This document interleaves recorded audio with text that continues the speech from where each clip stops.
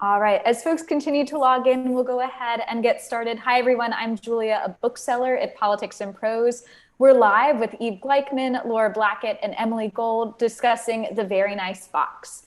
You can follow the link in the chat to purchase the book directly from Politics and Prose. If you have a question for our speakers, please use the Q&A feature found towards the bottom of the screen.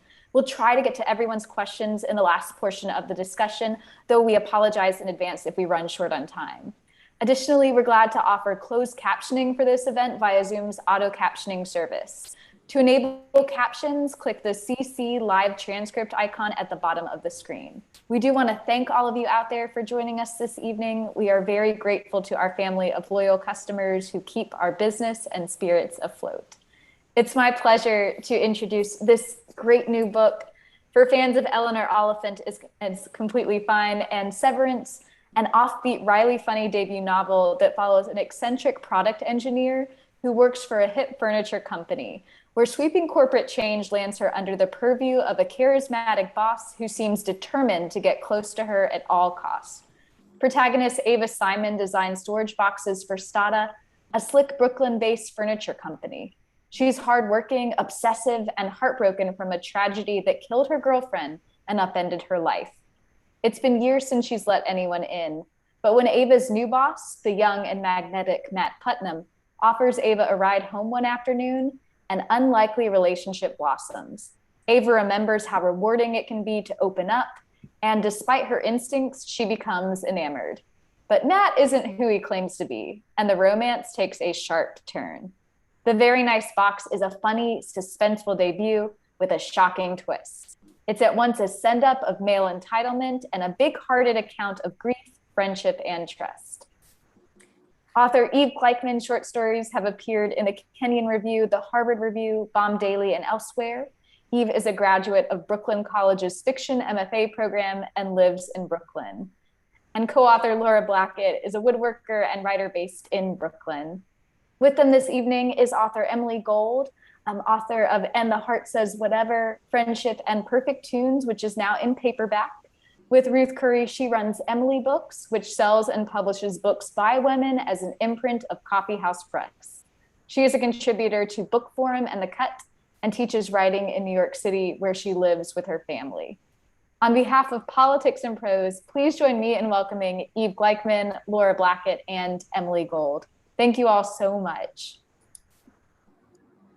Thank you so much, Julia. We are so happy to be here, and we're so happy to be at Politics and Prose specifically because, or I am, because this is my local bookstore growing up, and this is one of our last stops on this virtual book tour. So it's really, really fun to end things where they all began, and I'm really, really happy to be here too with you, Emily.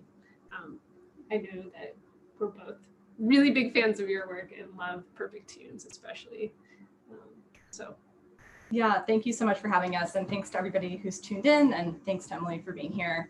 We're gonna start this off with a reading.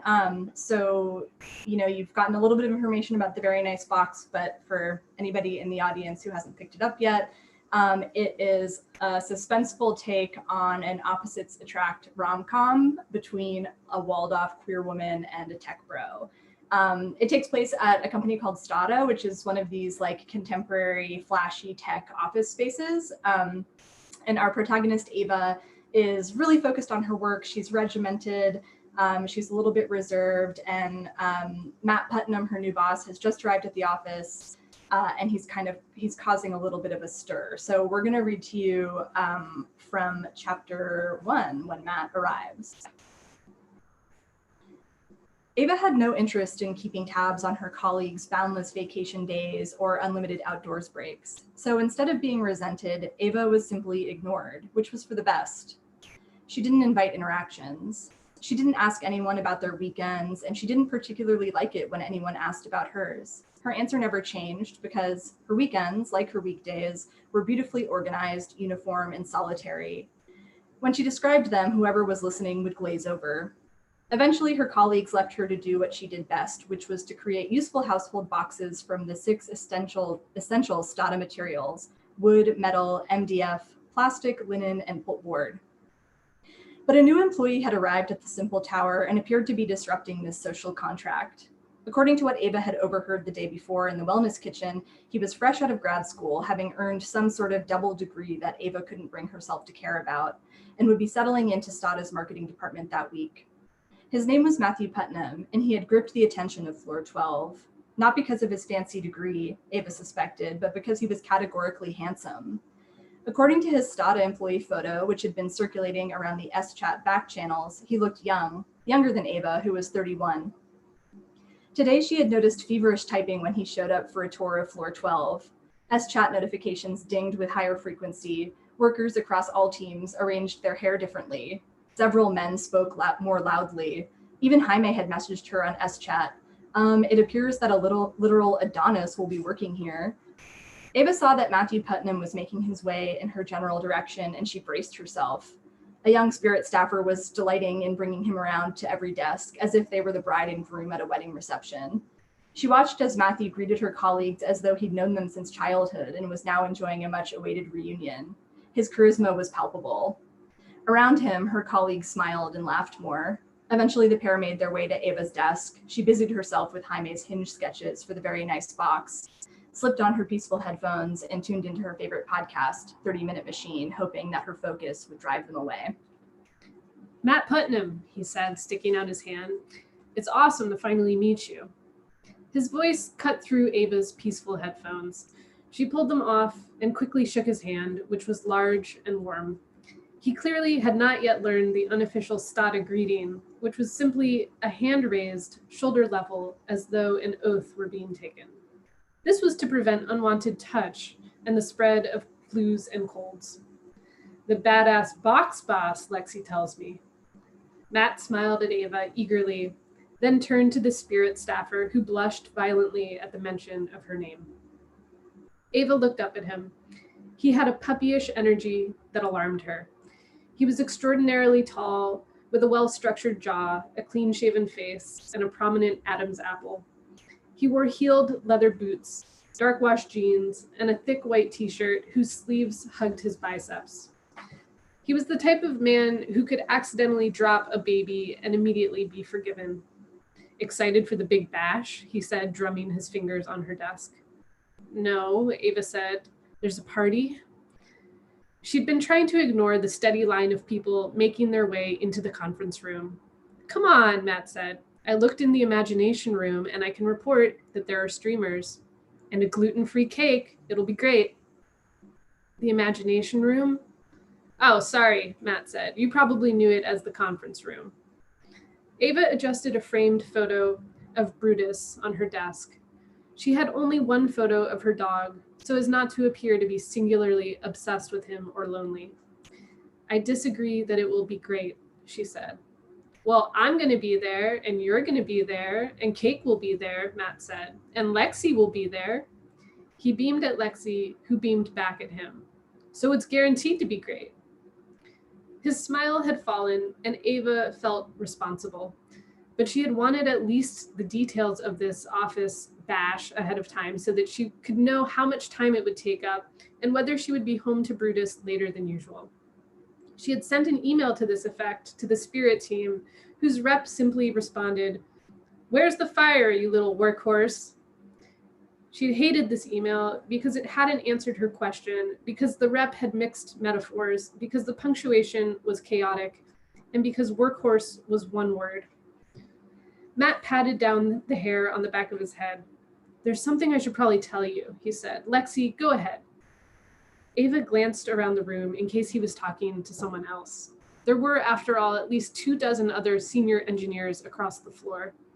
Lexi headed toward the conference room, running a hand through her long hair. What could Mat Putnam possibly have to tell Ava? He had just learned her name. She felt his attention on her and wondered if he expected her to speak. We'll stop there. That was so great. I'm so glad that you chose that part to read, because I was just thinking about how when I first picked up this book, the description of Mat as categorically handsome was something that stood out to me as just an example of like just casually really great writing, you know, just sort of effortlessly nailing it. And it made me wonder, I mean, the thing that I wondered most when I was reading this book, and I'm sure you've been getting this question and variations on it a lot, is how did the voice of the novel evolve from your collaboration? Like, you're two separate people, but it's a very, like, you clearly weren't tossing chapters back and forth. There's no, you know, disjunction in different chunks of the book. Like, how did the process part of it work? Actually, we were kind of tossing the chapters back and forth. I mean, in other words, our process was, you know, we would plan a few chapters ahead of time over dinner, but we were alternating who wrote which chapter. But I think that both of us kind of, well, we got good at sort of sanding over one another's writings so that it soon became impossible to tell who had written what, even to us. You know, like if Laura was working on a new chapter, I was in the previous chapters sort of tinkering with the sentences, and it got to a point where like we now talk about, you know, if we look at a sentence and it was originally drafted by Laura, and then I revised it, and then Laura revised my revision, like who wrote the sentence? I'm not sure. Yeah. So like it was like there were two of us writing the book, but at the same time, like we were really intent on erasing any seams that might tip you off. Yeah, I think that like at any given time, one of us was writing and one of us was editing, and it just kind of like the balance shifted between who was like you know, forging ahead and who was hanging back. And so I feel like we were like looking forward and we were looking back at the same time constantly. And yeah, Eve's right. Like the way that we at least turned out the first draft was by alternating chapters. And then at this point, it's been through so much revision and like so much surgery that we've like cut whole sections of the book. We've moved chapters around. We've, you know, drawn chapters out. And like one of my favorite, you know, naturally, I think people are really curious about, especially people who know us, like, okay, well, like who wrote what? Which one of you wrote this line? Which one of you wrote that line? And like a lot of the time we can't tell, which to me just like means that we've kind of succeeded in like covering our own tracks. So yeah, I kind of can't believe that we were able to create such a consistent tone, but like I think it just took a lot of looking forward and looking back at the same time. It's really impressive. I mean, it also impressive to me is the fact that you, I mean, just apparently are still friends. And working on a new book together. I mean, like we did it. Yeah, like that is kind of amazing. I think that neither of us has, well, we have egos about certain things, but this just wasn't one of them. Like I feel like the way that I describe it, I feel like we have really compatible egos. And I think that like, you know, there was a lot that I had to learn from Eve in terms of craft. And I think that like we entered into this project together with really open minds. And I think that like we were open to all outcomes, but I think that like including it not working out. And I think we would have probably chosen the friendship over the book if it seemed to be something that was going to be really damaging. But I feel like we were pleasantly surprised. Yeah, it was just a happy experience writing it together. And you know, like I couldn't have written this book alone, and there's parts of it that I really needed Laura for, especially anything related to building. You know, like the book is about a box. There's like a lot of writing about this box, which would you know ordinarily be really boring, I think. But Laura's a woodworker, and like I needed you to be there to like talk about dimensions and write about it in a way that would be like interesting to somebody who's not a woodworker.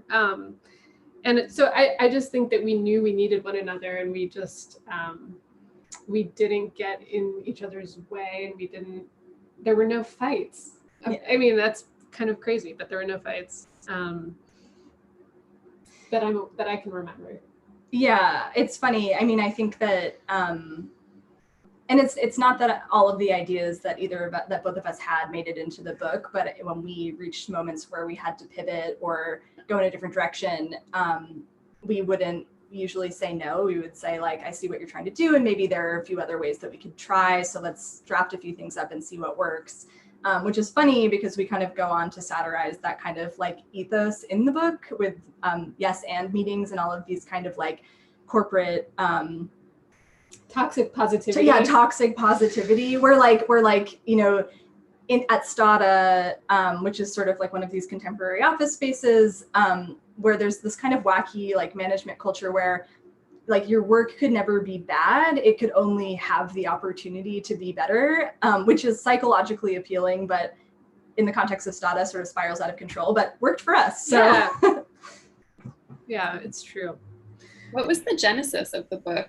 Like, what was the germ of the idea of for, you know, STÄDA, Ava, like situation, those characters? Yeah, well, we had been friends for a long time, and our friendship, a lot of our friendship consisted of texting each other sort of small anecdotes all day, like, and it'd be like, can you believe my colleague just I don't know, like took my yogurt out of the fridge and ate it without a comment, or but you know, or can you believe that this amazing piece of furniture is hanging out on the sidewalk, and like, you know, we were just sort of, they all fell into this category of like, can you believe this, and like, why do you think this happened? Why can you believe this ad that's on the subway that is like, I don't know, like comparing the celebrity we both love to a sandwich, and like, what does that mean? Like, you know, just sort of, we were just curious about a lot of these, like, you know, everyday occurrences. And we were texting about them all the time. And I think that what kept coming up over and over again were these things that we started calling small crimes, which was like, you know, how would you describe it? I would say like, yeah, like a small crime being a moment when somebody's like so focused on their own self-interest that they stumble past some sort of like mundane social boundary. So like an example would be like if you left a piece of furniture out on the street for free and your neighbor took it and sold it at a yard sale, like that kind of thing. Like these little tiny interpersonal injustices or mysteries or whatever. And yeah, I think that that's a lot of what we connected over. And I think looking back became a really fertile ground for the character of Matt, who is this like extroverted sort of golden boy who's kind of like gliding through life. And he's making it look really good, but he's making a lot of people do a lot of work around him. That he's totally unaware of. That he's unaware of. Yeah, I really like to think of him as like a bride at a obviously at a wedding, who's like got a really long train and everybody is behind him holding up the train for him, and like he just has he's totally unaware of the labor that's happening in order to make his life easier. Yeah. And I think that basically this is a long way of saying that we were texting a lot about people like this, and often men like this, who were just sort of oblivious to the work that was happening around them to like, you know, make room for their lives. And so that's who Matt was, and we wanted to put him with somebody who was really the opposite of that, who was just working hard all the time, even though she didn't want to be. And, you know, like she's overthinking everything, and she's so regimented, and she's such a hard worker. And so I think it just became really interesting to us, like what would happen if you put these two people in a room together. Yeah, I mean, some really wild stuff. Yeah. This is like probably a no spoilers environment, but the book really takes some twists and turns. It did not end up, you know, because it's very, it's like not that hard to write a satire of that kind of corporate environment. All you really have to do is describe it, right? As well as it exists. But then I did not see things going in sort of a more thriller direction. I went into, I was reading a version of the book that didn't have like the cover copy on it yet. So I really went in like very blind. And I gotta say, like, I mean, it was a very successful like mashup of sort of like rom-com and like light horror genres. But yeah, like what kind of reaction have you guys been getting from your readership so far? Yeah, I like that question because it's been so all over the place. Like, so I think that some people are really invested in the romance between, and I don't think it's a spoiler to say that there's a romance. I think that's sort of given away by the copy on the book, but that it's sort of this like, enemies to lovers kind of cute rom-com, situation where this like free-spirited guy is gonna finally soften this like hardened woman, and like it's so cute, and then they get to the more suspenseful second half of the book and are like, wait, what have you done to us? I mean, people's reactions and the way they see the book changes depending on. I know exactly where people are in the book when I get a text saying like, oh my god, I'm feeling this way, I'm feeling this type of these characters and what's going on. I know I feel like I could tell you what chapter they're in, which is really fun, and it's kind of fun to like. It's fun to like watch people kind of experience going through all of those turns, but. I mean, we didn't set out to write a satire, and we didn't set out to write a romantic comedy. I think that we knew that we wanted it to be suspenseful, but we weren't sure exactly like how we would make that happen. And so I think that like in a lot of ways we surprised ourselves with, the sort of genre bending nature of it. I think it's really true, Emily, that like you just describe a corporate office and it feels like satire. Yeah. We weren't trying to be funny. We were just describing what it's like to work at one of these big tech offices. This place exists, your work might give you breakfast, lunch, and dinner and have rotating spring water with citrus fruit, and like, all of those office details were really fun.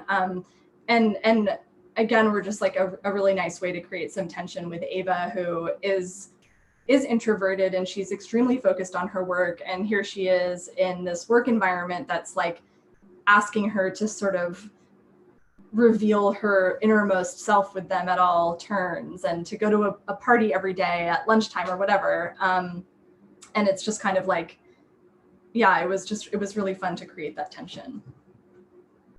I love Ava. I mean, just like Ava's existence at the outset of the book, the person who she is, even though we learn later, like the reason that she is that way is like to some extent like a trauma response. Just like the idea of having an existence so regimented that you have, like 7 shirts and 7 pairs of black underwear, and the provenance of all of your furniture is like, from the, like its design provenance because you work at the place that designed it. And also the day is neatly sectioned into 30-minute increments. I mean, I'm always sort of aspiring to be more like that. I mean, even a little bit more like that, like even just being aware of time at all. And I don't think we thought of her as that abnormal. I mean, like, I think we both aspire to that too. Neither of us likes clutter. Like, I think I could picture a life of 7 shirts and like, I get in my household, I'm criticized for throwing things away before people are ready for them to be thrown away. I'm shout out to my mom. And so like I think to us when we started writing Ava's character, it was like, oh, this is like someone who we really relate to, and like we sort of lived our lives this way, or like would like to. And then I think at a certain point, and maybe it was after we got a couple of outside reads, and people are like, what's up with this girl? Yeah. Like, why is she like this? Like, why does she, in order to calm down, she has to, think about gears fitting into each other perfectly, or like a screwdriver turning the head of a screw perfectly. And so I think came to acknowledge that something had happened to her, and that, she had a backstory that we hadn't quite figured out yet, and that we were eager to. Yeah. And I think that like our sort of similarities to Ava in these ways were like Eve mentioned, sort of the screwdriver fitting into the head of the screw, and the minimalism, like the things that soothe her, I think soothe me, and I think soothe us. And I think that our similarities to her like contributed to our ability to write this book together. Like I buzzed my head a few weeks ago, and I keep waking up thinking it's really nice that my hair is not going to do anything different today, and then I'm like, oh my god, I'm just like her. So yeah, I feel like we relate to her, but yes, at a certain point we had to take a step back and think like, okay, what happened to her, and sort of become like detectives of her backstory, which filled in so much color and detail, and just like made her way more dynamic. I mean, I don't want to be cagey about this, because I recognize that some of the people in the audience probably have not finished this book that just came out very recently, but like, you must have always known what like the final moments would be, right? Going into it? We really didn't. I think that the metaphor that I like to use for this is that it was like we were on a road trip and we knew what city we were going to, but not the exit number.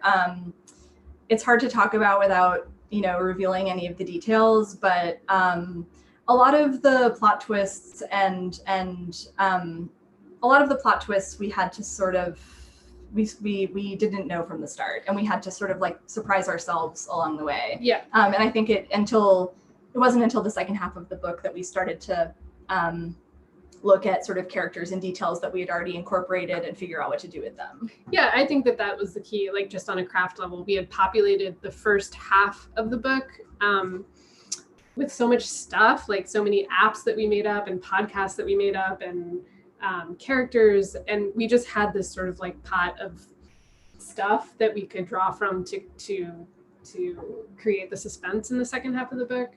And I think it helped us sort of with the romance, and really I'm glad that we didn't think too hard about it until the second half. You mean that we didn't think too much about the suspense? The ending, yeah. Yeah. I think we were both very committed to being flexible with everything, with each other, with ourselves, with the plot of the book. So nothing got outlined. It was like driving in fog, where like you could, with your headlights on, where you can like just see a few feet ahead of you at all times. And I just have the feeling in general about writing that if you think you know where something's going, and you like hold on too tight to that idea, it can just sort of kill it. It takes the life out of the short story or whatever you're writing, because you just have too much control over. You're just rushing to. You're like, where it ends, so you're just like, okay, like get to the end. Yeah, and there's no room for surprise or like delight or you think I think that if you have a sort of know-it-all attitude about your own work, that it can dampen it a little bit. Yeah, and I think we would get together and we would sort of think about what would happen in the next couple of chapters loosely, and invariably we would stray from those ideas, and like receiving Eve's chapter was like the best part of my week, and I was always so surprised with what the characters were getting up to without my supervision, and some of my favorite ideas and details were just kind of like surprise ideas that one of us had sort of tossed out there along the way that we hadn't planned for. So I can't really imagine trying to like outline an entire novel. No. That's so interesting. It has like sort of an improvisational quality. I can totally imagine you working on something episodic that you're like publishing, what do you call it, as you're writing it. Like that's something that doesn't happen that much anymore with fiction, but I've always thought that it could be really exciting and interesting.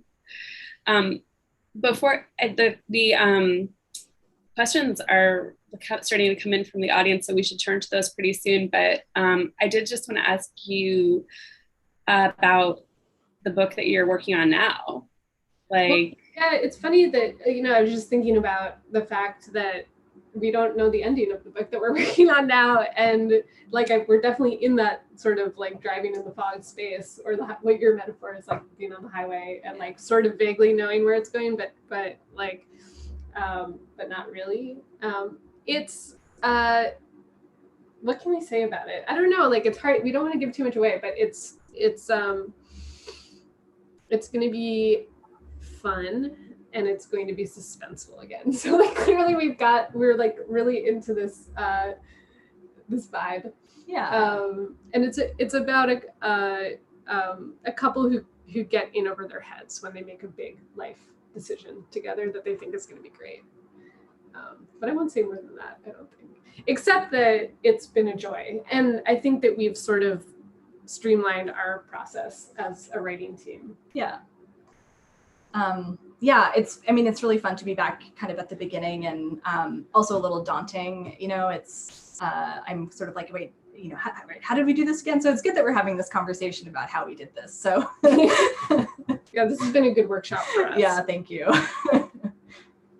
Yeah, likewise. I mean, I don't know. I'm also really jealous of you guys that you have someone to, as you probably both know from working on stuff individually, it's like very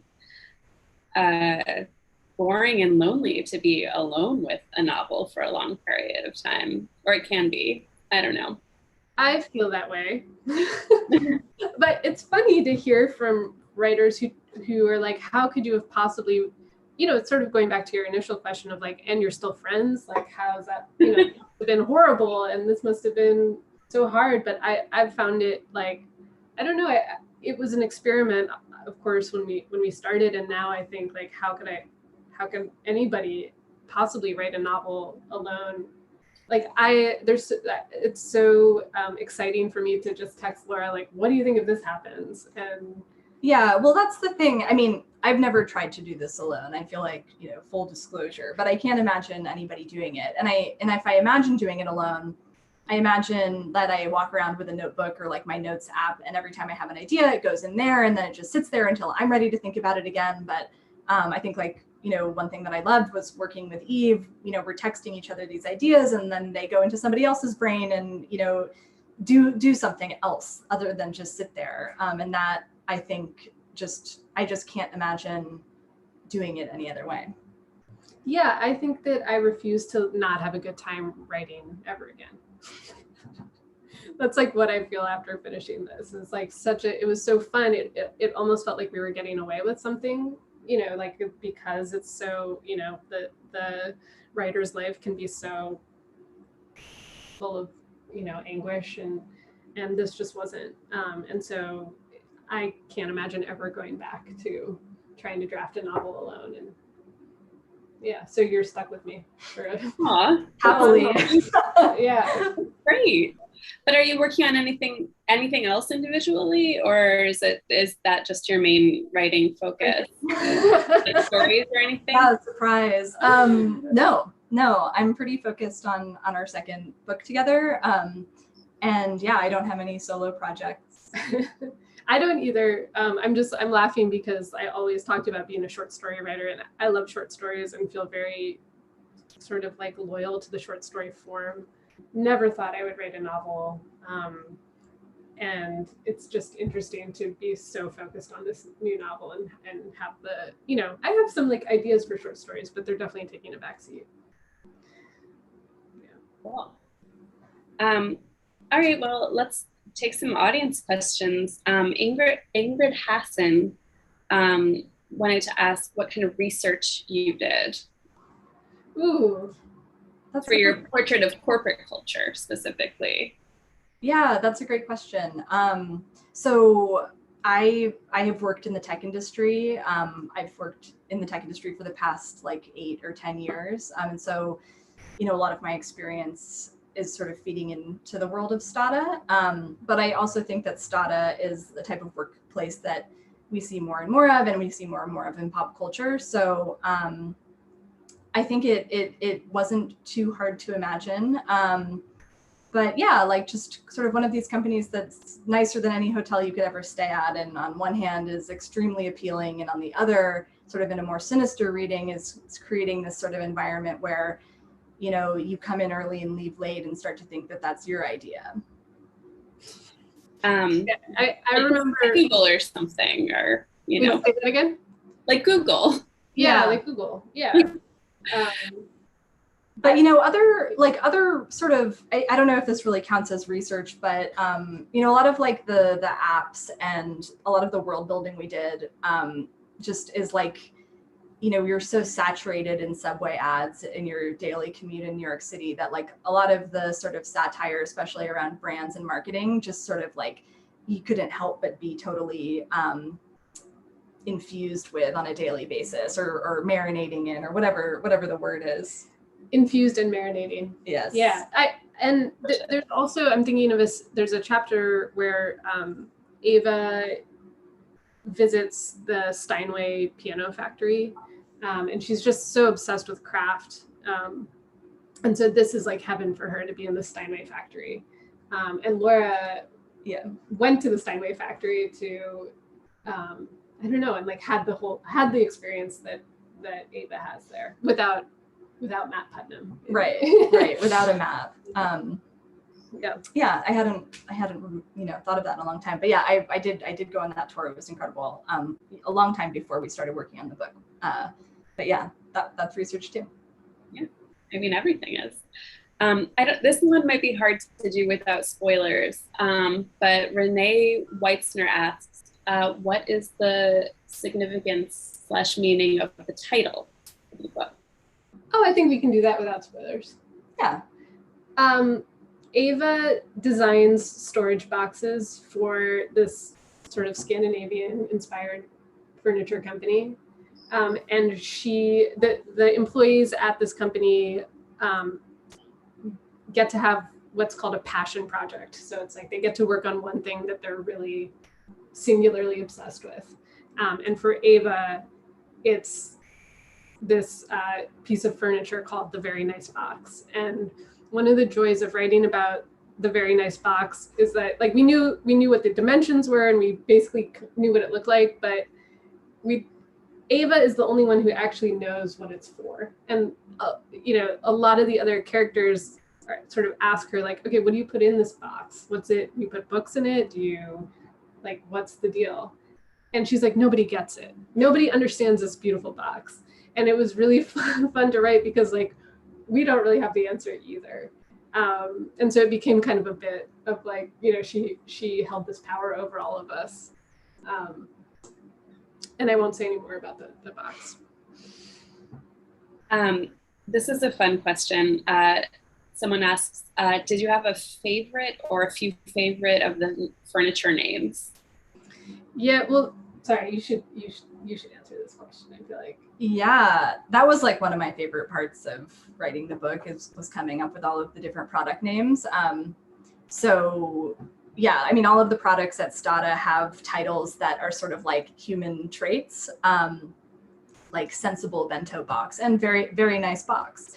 Yeah, I think that my favorite one is maybe like inquisitive tongs. I really liked that one. I was hoping you would say that because we had a few not a lot of readers, but we had, like, you know, 3 or 4 outside readers help us with, you know, just read drafts of the book, and we would say that, like, you should name a product. You should name a STÄDA product. Thank you for helping us. Please name a STÄDA product. And one of our readers named the inquisitive tongs.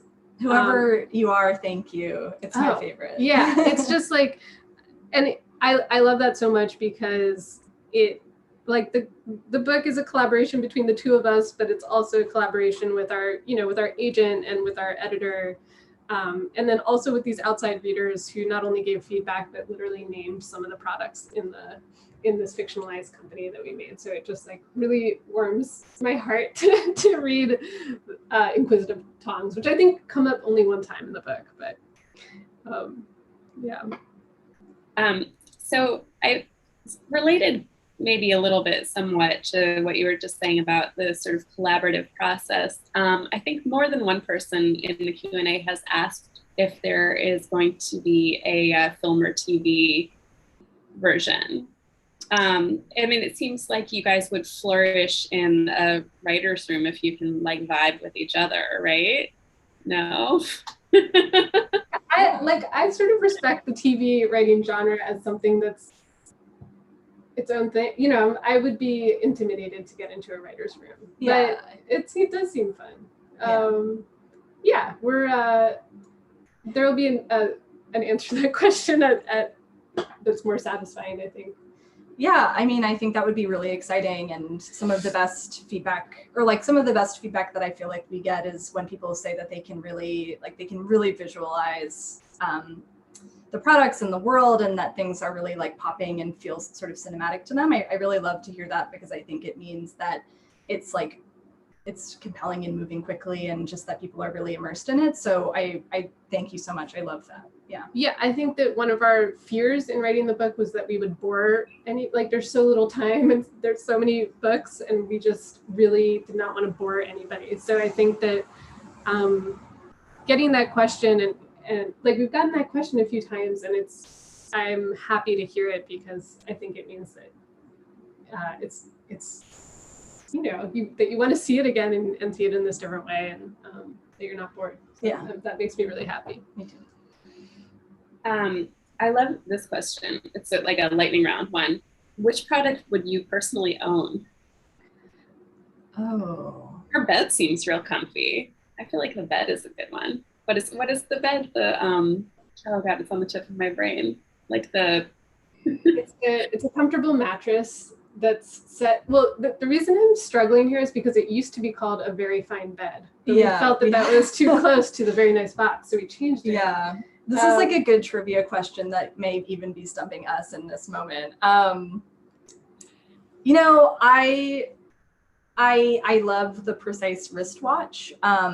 I think it's a really sort of like special object in the book.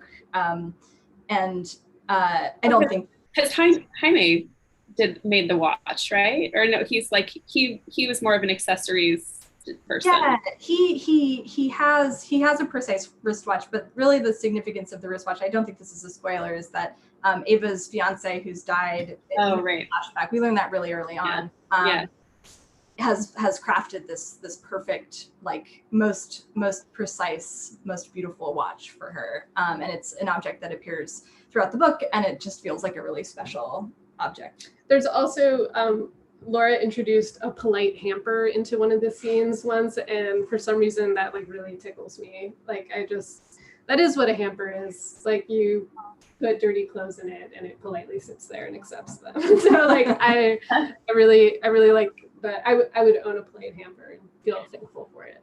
An accommodating receptacle. Exactly. Jack Eisen Markowitz asks, you both obviously identify with Ava's character. However, do either of you identify in any way with Mat's character? Yeah. We do. I like, you know, okay, you know, it's hard to talk about without, you know, for anybody who hasn't read the book, I think. But yes, I think Mat really wants to be good. You know, like he's he moves through the world, I think, more easily than either of us do, with more entitlement than either of us do. But I think he wants to be good, and he will go through great lengths to be good. Yeah. And I relate to that.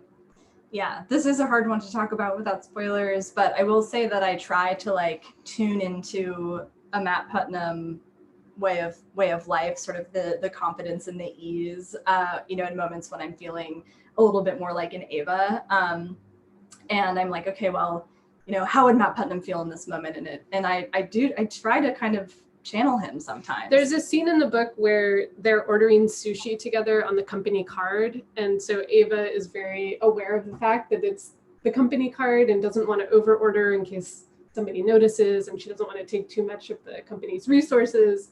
And he's like, we should order the whole menu because it's the company's card. Like, this is why we should go crazy. And so like, it would be nice to have that feeling more of the time. Yeah. YOLO. YOLO. Yeah, it's really interesting. It's like Ava's attracted to Mat for a lot of reasons, but one of them is that she loves to see things fit perfectly and work perfectly. And Mat is like, he can just sort of fit into any room in any scenario, and he's kind of the perfect cog for the machine that is STÄDA. And so that's part of her attraction to him, and it's really appealing. So I guess I'm not super answering the question about whether I identify with Mat, but I do find him appealing. Yeah.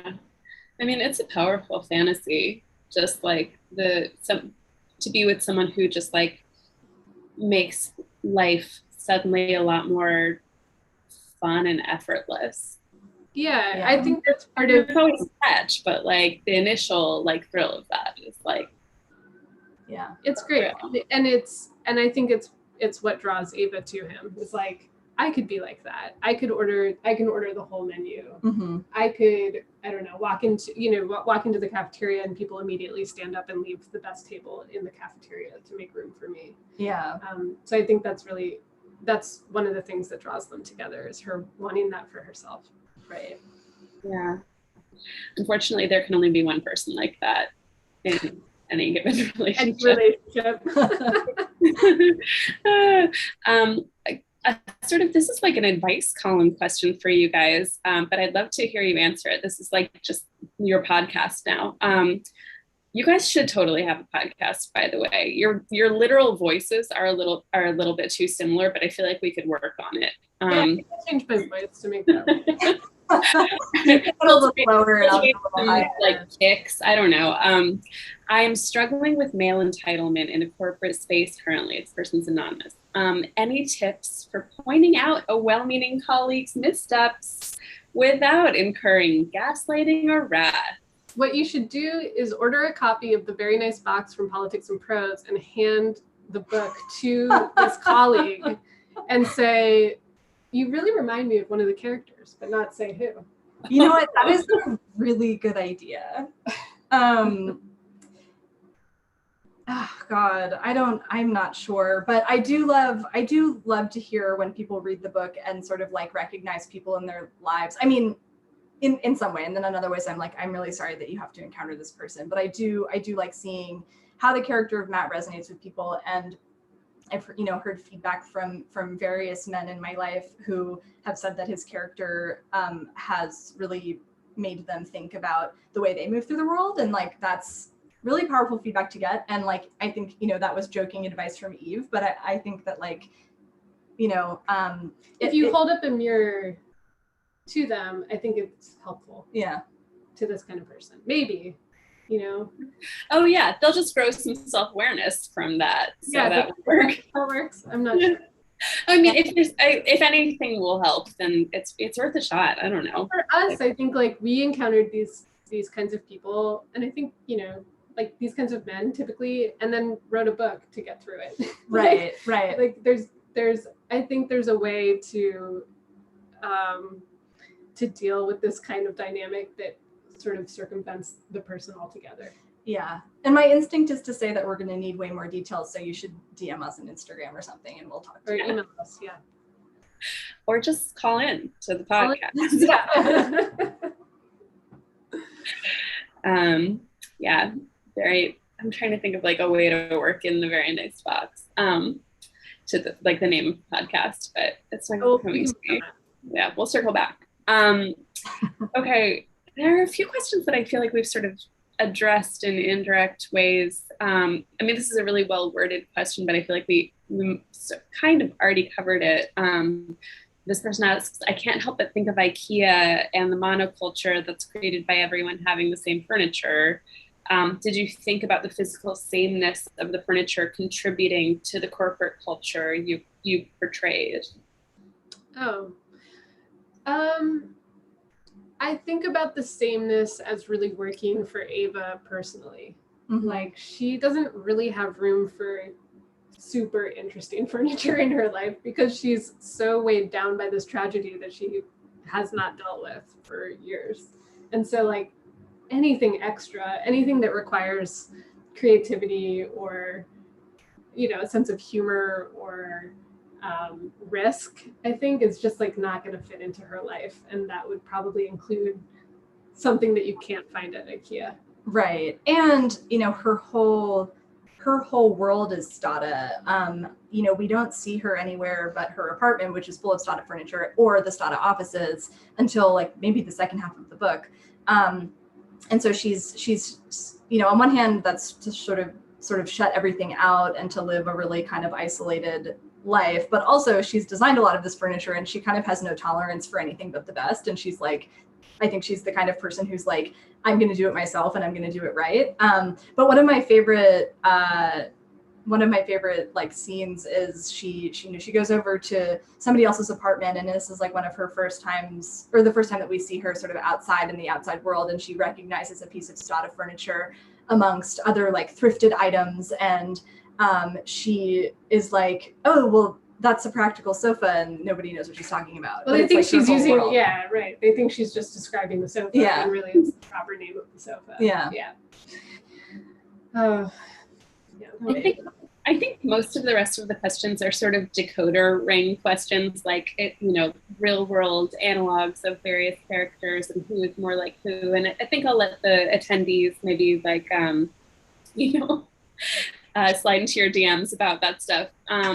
But this is a fun one, and I think it's a good one to end on because it's just not to do with anything that we've talked about up until now.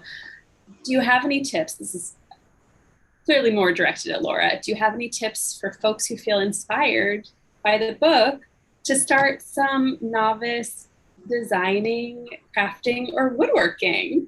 Oh, I love this question. Yeah, I mean, I think, I'm not sure where this person lives, but I would say just to get started with generating ideas is like, think about problems in your life, small ones that you think could like be solved with a new object or item. And like, are you doing something on a daily basis that feels vaguely frustrating? Like, you might be able to build something to help you out with it. And I think that that's a really fun place to start when you start like designing objects for your own home, is just like, what do you do constantly that you don't have to do? That's so cool, and also was the genesis for this podcast that we made up in the book called 30-Minute Machine, which is, it's a podcast that Ava listens to where a carpenter and a designer team up to create solutions for like these mundane annoyances. Like, you know, if you bike to work and you have sweaty clothes, where do you store you get changed, but then you have like a heap of sweaty clothes, and like, where do you store them in your office? And Laura's like, that we can build something for that. Yeah, that was a really fun part to write. But also like, look around your house and ask yourself if you can like lift anything up off the floor. Like, is there anything sitting on the floor that doesn't have to be on the floor? Can you build something to make it not on the floor anymore? I'm gonna just lift the children in my head. Yeah. Up off the floor. I'll create a little bracket for them to sort of rest on, a little shelf for the kids. Yeah. Oh my God. Yeah, no, I want that so badly for all of the crap that's infesting my living room. Like, but how? Maybe a polite paper also would be good. Yeah. Cool. With that positive image, I would love to sign off with one bonus question we have from Politics and Prose, if you'll indulge us. We love to know what our authors out there are currently reading. So besides everyone running to get a copy of the very nice box, what else is on your bedside table or on your beautiful floating bookshelf that you've engineered into the wall? Any recommendations, nonfiction, fiction, for our audience out there? Yeah, I'm reading Detransition Baby by Tori Peters. It's a novel. It's about three women, one trans woman, another trans woman who's detransitioned, and a cis woman who kind of like come together to see if they can start a family together. It's really, really good. It's probably my favorite thing that I'm reading. So yeah, would recommend.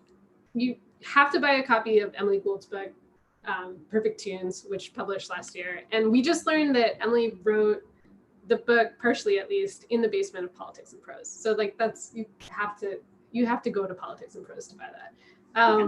I also just finished Temporary by Hilary Leichter, which I highly recommend, about a woman who has a series of temp jobs, none of which totally work out, but they're very whimsical and inventive and just really, really fun short book.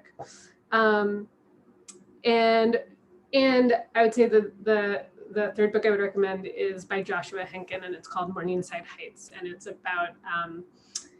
about a art history professor at Columbia who is diagnosed with early onset Alzheimer's, and it's about what that means for his family.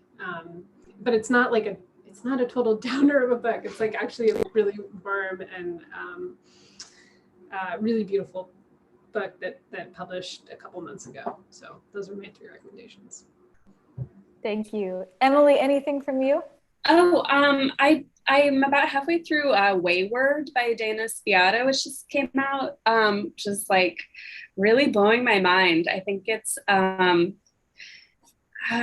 giving me lots of like interesting, good ideas about sort of structure and like what you have to attend to as a novelist and what you don't, like stuff that you can just tell that there are some parts of it where she's just like, well, it seems like boring to fill in the details about that. I'm just gonna skip over it. And it's like, yes, good.